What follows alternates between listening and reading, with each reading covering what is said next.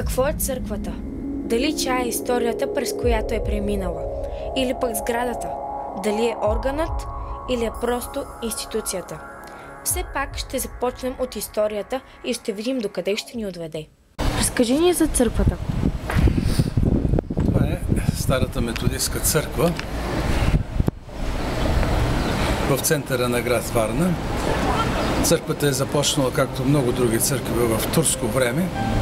Тази сграда е построена и осветена през 1886 година и е била единствената каменна сграда в централната част на Варна.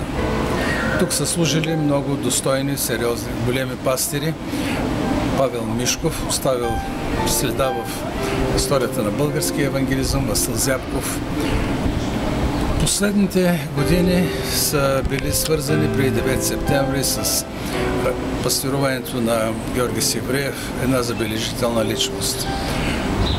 През 1961 година църквата беше отнета, имуществото изхвърлено извън града и всички смятаха, че това е краят на методистката църква. Но Бог имаше друг план. Тази църква се възроди през 1991 година след демократичните промени. Опитвахме се на различни места да имаме богослужение. В последният момент, преди Рождество Христово, ни се даде една от залите на Кукления театър, в който беше преустроена църквата, и там ние имахме нашите богослужения. Сега предлагам да прекъснем тук и да отидем там, където е отпред. Пътя беше отнета през 1961 година и след това беше превърната и устроена в Куклен театър. В 1990 година имахме възможност да възстановим методистката църква във Варна. Можехме да вземем църквата обратно, но тя беше преустроена много основно и не можеше да служи за църква. И беше безперспективно да отнемем на децата нещо, което да ги лишим. Отстъпиха ни едно помещение тук, точно, където се помещаваше музеят на куклите, и смятахме, че в рамките на 2 години ние ще имаме църква, новата методистка църква, но това строителство продължи близо 11-12 години. Така че пътят на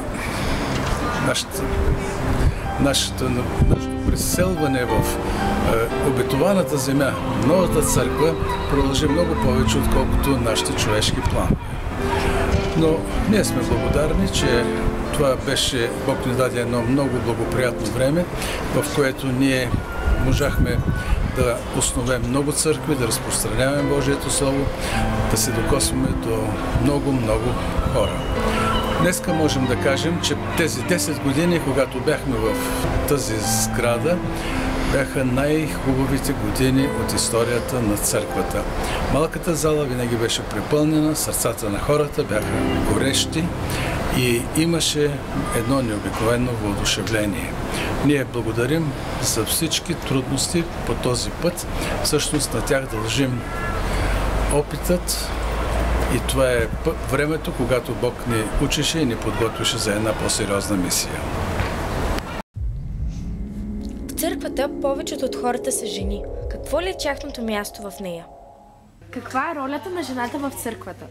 Жената в църквата има особено важна роля. Ако пастира в една църква е мъдростта и авторитета, то жената е сърцето на църквата. Защото жената има любов, има нежност, има грижа и тя обгръща всички, които са нуждаещи, които са дошли в църквата, за да могат да намерят спокойствие, радост и утеха. Колко е прекрасно да има жени в църквата, да има майки в църквата, да има добри съветнички в църквата. Всеки има нужда от един добър съвет и утеха.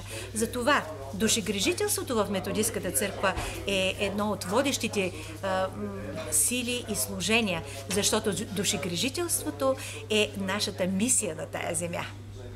Защо събирането е само за жени? В нашата църква има различни дейности, различни събирания, различни събрания. Всеки понеделник в 10 часа имаме събрания на по-възрастни жени, които не са работещи, и затова тези събирания са за по-специална група от жените в църквата. Но имаме и 2 събирания във вторник, които са за по-млади жени, и те се водят от пастирката на нашата църква, сестра Надя Алтонян, и това е една възможност те да намерят своя път за служение в църквата. А по-възрастните сме помощнички, майки, съветнички, с което вършим с много любов и търпение. Какъв ден празнувате днес? Днеска, като обичайно, като началото на всеки месец март, се празнува световен молитвен женски ден. Днес е особен празник.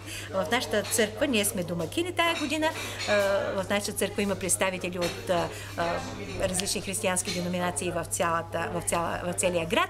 Имаме представители на католическата, на православната, на баптистската църква. И аз съм много щастлива, защото днеска е много студен ден, но в сърцата ни е топло, защото темата ни тая година е подготвена от църквата в Египет. И темата е извори на благословение в пустинята. А в пустинята е топло, нали? Както в нашите сърца. Благодаря за интервюто. А какво има да ни кажат двама от членовете на църквата във Варна? Сестра Мила и брат Левки. Значи, как се казваш? Мила. Мила. Аз пък съм Гаро. Ама арменци са най-умните хора. Така ли?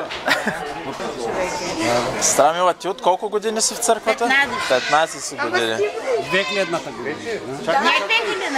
Не 2000-та, 99-та. 99-та година. Да. Ага. Майката е евангелистка. В Самокът била в колежа, в Самокът. Методисти. И като преди да умре, казваш, няма да викаш източно православие, ще викаш евангелисти да ме погребат. И аз извиках Казася, неговия дядо, и пастора дойдаха и както казва, никакво черпене. Аз съм евангелистка. Искам да умра и да ме погребеш като евангелистка. А ти какво правите? Снимате ли? 93 години майка ми. Колко време продължава при снимане? И друго нещо. Майка ми е била на 6 години без майка. На 36 годица с 3 деца. Аз съм в средата. И на 55 един син морски ги докараха в куче. Другия син в центъра на Варна с нож го убиха.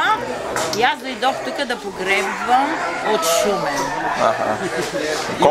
Колко пастори се смениха за времето, в което... Ами, първият пастор беше този Бедрос. Втория, Миша по едно време на стаж беше тук. И Самуил много надвишава баща си и всичко. Самуил е много интелигентен, много начетен и жена му много прави нещата, но аз съм саката, не мога да помагам. Пея, глас имам, но вече не съм за пред. Всеки помага според каквото са му възможности, нали? Еми, пущам 5 лева Исуса и детския женски внос и цветя носехме вече. Данче е една тук. Тя ме гледа. Тя още не е станала чина. Аз случайно додах в църквата, която беше старата църква. Не знам дали знаете къде се. И майма посрещна за смяна и викам, Боже Господи, има ли хора да се смеят? А имаше една ерменка на 2 ката идваше. Тя каза, аз съм влюбена в тебе. Викам, какво мога да направя? Ми дай ми една снимка. Тя умря, мама умря. Този арменец се изпрати, как се казва, дето замина в Германия. Няма да го знаете. Каус. Той я изпрати там. Тъй, че на 2 ката идваше жената, арменката, и вече за смяна беше. Аз, Майя ме накара да остана, аз ще се отида в Шумен. Бог ми каза, до тук. Аз имам вече думата. Ако ви кажа, че Библията съм я прочела, може би 12 пъти, ми няма да прочета. Караме да лежи на едно телеглас, чете на глас. Една мана имам хляб за всеки ден, една мана друга, една от една църква ми я дадаха от 50-ната към мелницата, вярната, и една друга книжка безплатно. И докато не се прочетето и нещо друго не пипам. Легнала, може да съм да се извади очите, но чета. Сега в момента чета, знаеш какво? Сара, жената на Авраам. Да. От библиотеката. Ако ти кажа, че не знам, за 15 години много литература не знам. Вижте, като журналисти, бе, с апаратите. Виж какво, един ден да те доведе при къщи. Аз живея тук в центъра. Аз не изнасилвам, то знае къде живее. Какво говориш ти? Я знам. И ти знаеш. Левки, ти от колко време си в църквата? От 2000-та година. 2000-та. Ако беше пастор за един ден, какво ще да промениш в църквата? Пастор за един ден? Да. А за един ден нищо не. Нищо не може да се промени. Добре, колко време ти трябва за да промениш нещо? Много години. Много години трябва. Аз нямам такава дарба да стана пастир. Татко си много по-добре от баба ми. Каквото Господ ми е дал като дарба, аз го използвам. Нали знаеш, че всички сме части от едно тяло? Ти коя част от тялото си? Не знам, но няма как да определя. Не знаеш коя част от тялото си? Не знам от коя част. Ръцете, може би, нали? Може би ръцете, да. Защото всичко с ръцете си правиш. Много топлина изде. Много чудо.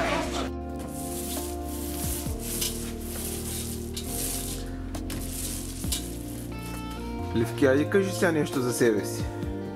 Какво точно? Каквото и да е, разкажи ни кой си, откъде си, какво правиш.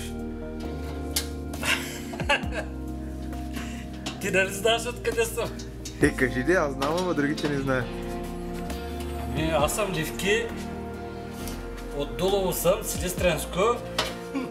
От едно малко село Водно. Додах във Варна преди 20 години, 93-та година. Работех в корабостроителния завод. Ами, така. Бях женен, разведах се, жена ме напусна, нямах работа, безработен бях. Нямах жилище, тя уж отиде при един с жилище, той я излъга, каза, че имам жилище собствено, пък се оказа накрая, че даже няма квартира по обекта си.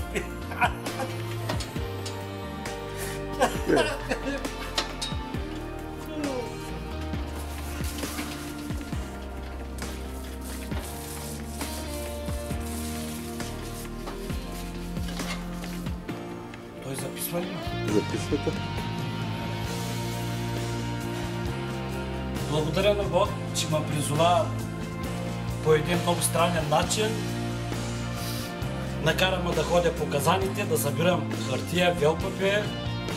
През това време намерих Библията, т.е. срещнах Господ Исус по улиците и по този начин Господ озовах се в църква и повярвах. Помолих се и Господ ми прости за всички мои грехове. В това вярвам, не се съмнявам. И Той е сега с мен и ме води. И сега му служа с цялото сърце и душа. Не търся своето, а го правя доброволно за Божия прослава.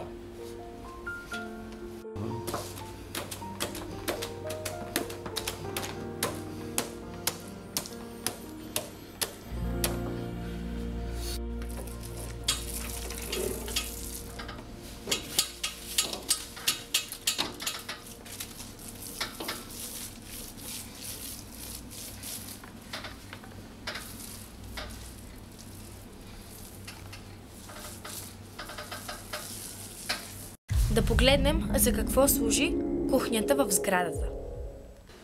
И така, време е да видим какво майсторят нашите готвачи в кухнята днеска за раздаване. Така, влизаме в кухнята. Добър ден на готвачите. Добър ден. Кажете здравейте тук. Ще ли здравежливите да се обърнат с гръх? Всичките снимат днес, като не видяли. Колко още? Давай. Беше. Аз искам да се скрия. Стига, че не се намери. От колко време си в църквата? Аз ли? От 24. 24 годишен? От 24 години. 24 години? 1990 година. Добре, аз съм само от една година. Няма смисъл, нищо. не, всъщност от Писано е, последните ще станат първи. Така че дързай. От колко време готвиш? Ами откакто има социална кухня съм готвил, но не... А от кога има социална кухня тук? Аз не знам как е започнал всичко. Така, 5-6 години. 5-6 години има социална кухня. Значи не е било 24 години да има социална кухня. И как се озова? Не, защото до 2002 година, значи, тази църква не беше построена. И готвиме 2 пъти седмично. Сряда и неделя. В сряда и неделя се готви. И ги раздаваме в сряда и неделя. Преди сме стигали до тогава наистина имаше доста средства, което е до 180 човек. Докато сега... И как се 65 до 70 подбира на кого да се даде? По списък някакъв? Подбира се, обявява се всъщност, че започва записване до октомври месец. Идват хора, те имат повечето от тях, които са, нали, бездомници и така нататък. Се виждат, има си комисия, вижда ги. Комисията е от методистката църква. Да, се преценят, то ясно се прецени, но там има и документи, че са социално слаби, че е такива неща. Гледа да се дават наистина храна, които наистина са гладни, защото казвам, нали, преди е стигло до 180 човека и сме виждали как взимат и после ги хвърлят така. И в един момент се оказва, че е много грозно. Да, е грозна работа и заради това наистина, който си е гладен, който има нужда, просто това е пък вече.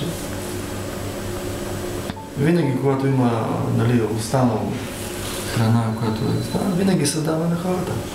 Дали втора, дали които са дошли пък, нали, няма там картон, че не са записани, така че което се сготвя се раздава. Това е идеята. И какво ще има сега днеска? Макарони с кайма, както винаги. Както обикновено. Хората, както обикновено, са доволни, предполагам. За колко души готвиме днеска? Близо 75. 75 човека.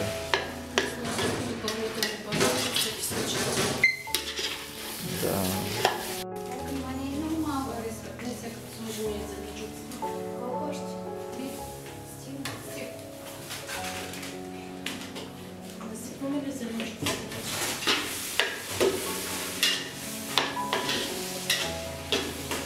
Да видим нещо случва ли се отзади в кухнята. Мемо не мъснеш. Остатъците от Господната трапеза.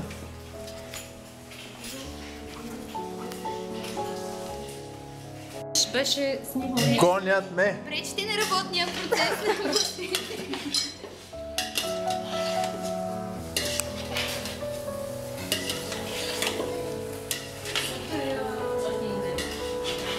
Трябва да го снимам. Я да видим сега дали са сготвили вкусно тук.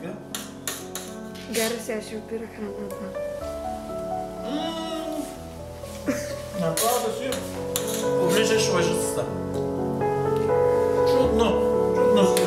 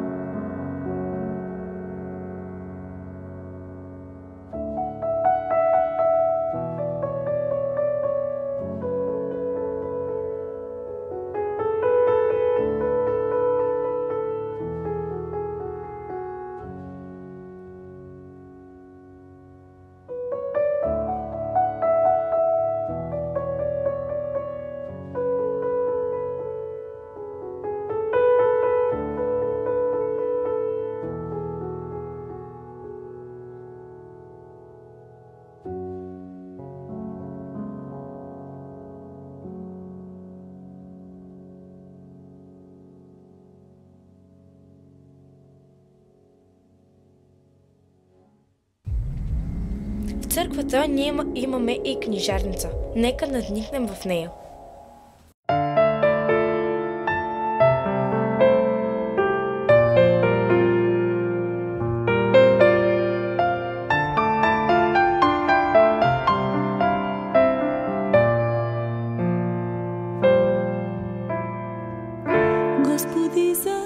Църквата има задача да разпръсква светлина.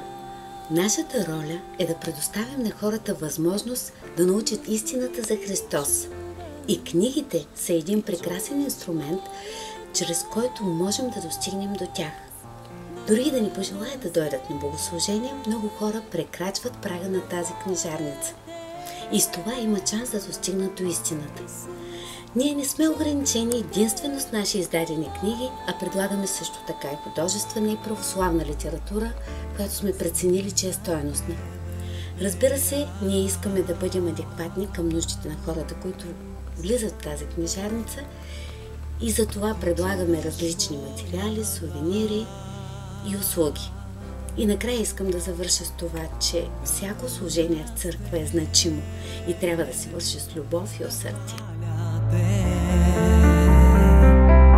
Исус, чакам те, ела. В моя живот чакам те, ела. В моя живот чакам те, ела. Да бъда с теб, да хваля те. Исус, чакам те, ела. Величая те, Иешуа. Величая те, Иешуа. Величая те, Иешуа. Величая те, Иешуа.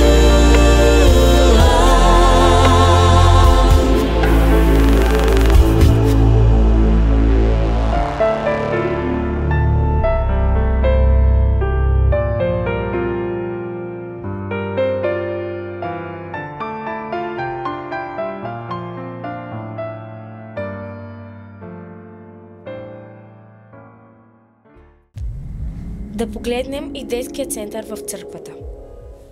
Колко време работи детският център? Детският център е създаден от 4 години. Това е проект на църквата. В самото начало детският център нямаше много деца в него и беше много трудно самото начало, но в момента мислим, че е стабилизиран детският център и за в момента е добре. Колко учителки работят тук? 3 учителки, които се занимават с децата от сутрин до вечер. Детският център работи от 8 часа сутринта до 19 вечерта. Има допълнително учителки, които са по народни танци, музика и английски. Децата се хранят при нас, спят, обучаваме ги. Каква е програмата за деня на децата? Децата пристигат при нас в 8 часа сутринта и са до 19 часа. 10 часа имат занимание, което е заложено в програмата. След това имат свободна игра. 12 часа имат обяд. След това спят. След като са наспят в 3:30 стават от сън. Закусват и имат игра свободна. А вие от колко време работите тук? От 4 години, от самото създаване на детския център.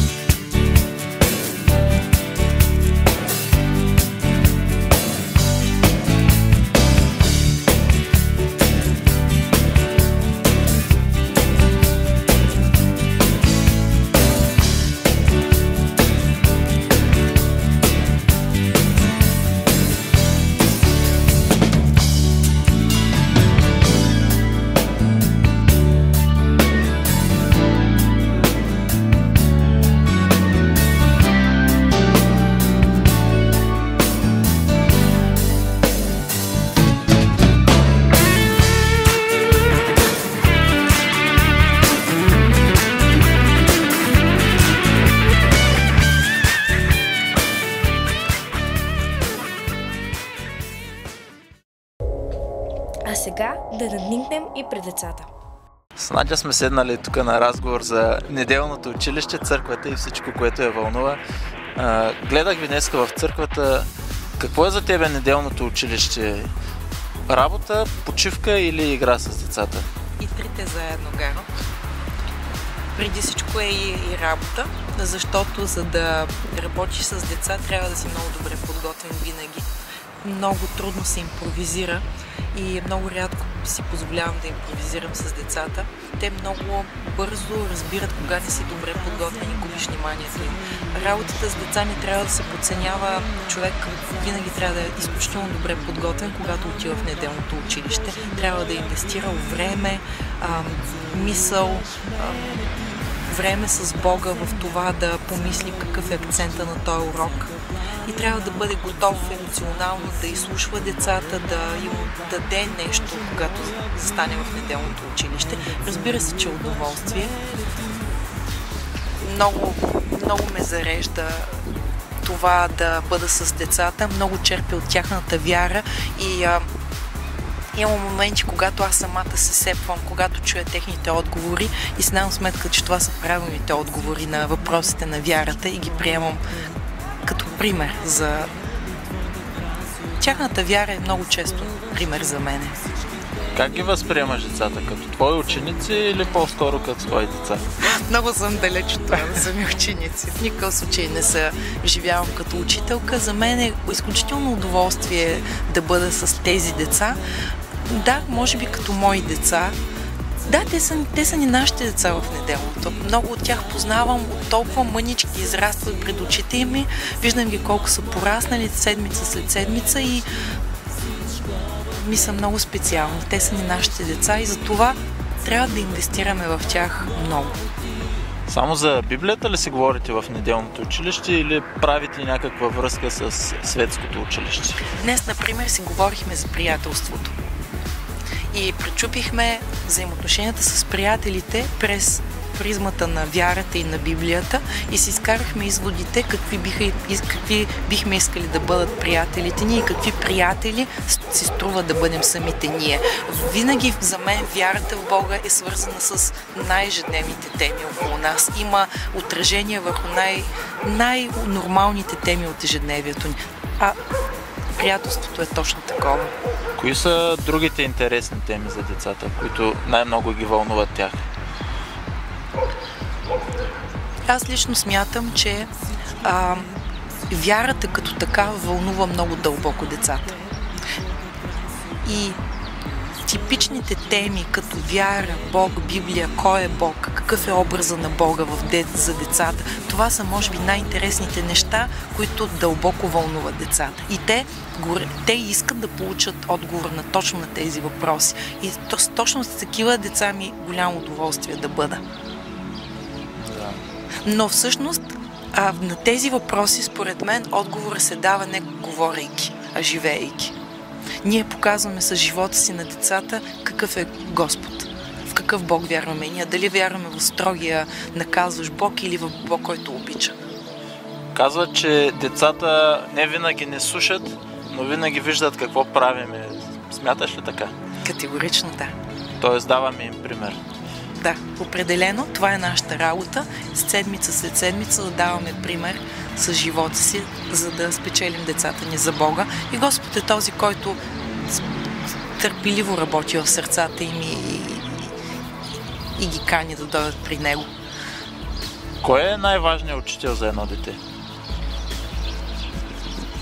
Родителите, разбира се. На първо място родителите, защото до голяма степен порасвайки, родителите са най-важното в света на децата. Постепенно и приятелския кръг, разбира се, църквата като такава. И ако едно дете повече време прекарва в църквата, то се повлиява. Всъщност, нали знаеш една история за един човек, дето имал две кучета, добро и лошо. И двете непрекъснато се карали помежду си. И един негов приятел му казал: "Та кое куче е по-силното?" Той човек отговоря: "Това, което храня." Всъщност, важно е кое храним в нашите деца. Да. Аз за кучетата не знам за доброто и лошото ченген. Няма нищо общо в случая. Всъщност искам да ти кажа нещо, че за мен е важно. Аз преживявам всяка неделно училище като едно време, което е евентуално пропуснато мое. Аз никога не съм била на неделно училище като дете. За първи път влязох в църква на 14 години и попаднах в една прекрасна младежка група. И това беше първото, което преживях в църквата във Варна. Младежката група преди много години. Беше прекрасно тогава. Никога не съм ходила на неделно.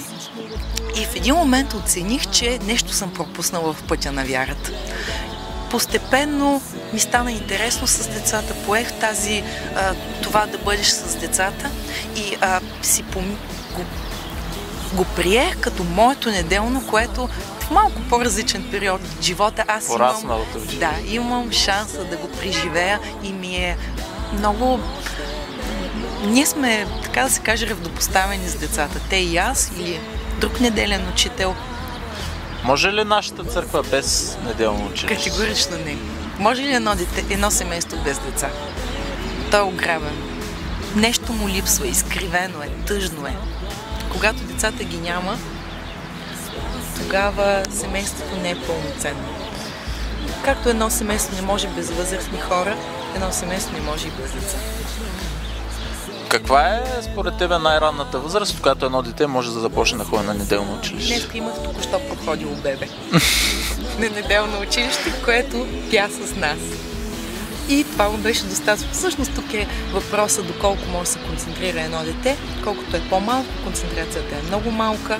Като порасва, ние очакваме от тях да слушат, да работят заедно, но това е свързано вече с педагогическите подходи. Има ли в неделното училище, както в нормалното училище, класове разделени по възрасти? Редно е да има. Това ние обикновено имаме 2 класа в неделното училище. Едните са на възраст до 8-9 години, по-големите са от 10 до 12-13 години.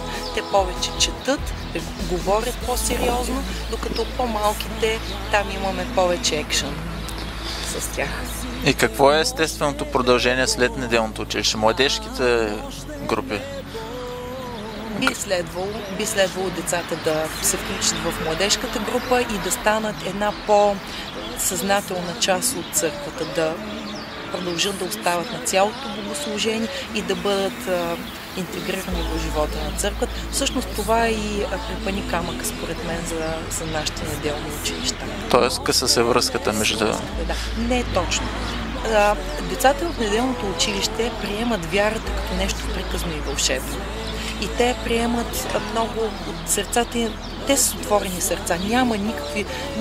Те много естествено вярват в Бога. Обаче, когато пораснат през възрастта на пубертета, се сблъскват с много огорчения, самите те търсят себе си. И оттам нататък те трябва да преоткрият вярата като личен момент. Вярата в Бога от нещо приказно трябва да стане тяхната вяра в Бога. И те да срещнат Господ като личен Господ и Спасител. И това е трудният момент, затова според мен доста хора не ги виждаме вече, като пораснали, те губят връзка. Както между впрочем и с мене се случи, смисъл. Имаше един период от около 10 години, в който изгубих връзка с църквата. Въпросът е да се намерим и по-рано. За мен решението е в това. Всъщност много по-лесно би било, ако децата имат връзка с големите хора в църквата. И тогава, когато те загубят пътя, да им се покаже личното отношение, някой да ги пита къде си, липсваш ми, защо те няма, и това да бъдат зрелите хора в църквата. В този момент може би се получило нещо. Какво е църквата? Църквата е това, което върши. Църквата е служение. Църквата сме всички ние, заедно.